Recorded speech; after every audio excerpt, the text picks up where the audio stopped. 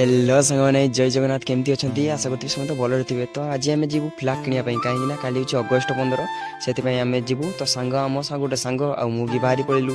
मो सांगटा मारूला गोटे झील को लाइन से झीटा आम आगे चलता आ सेमती किसी ना से गोटे झीटा कहीं आम आगे चलता। तो चलो जाकि देखा जो फ्लाग किणवा। तो चलो किसी समय रास्तार चलैला आसी मु पहुँचीगली जो भाई पाखर मु किणी फ्लागटा से भाई पाखे आसी पहुँचीगली।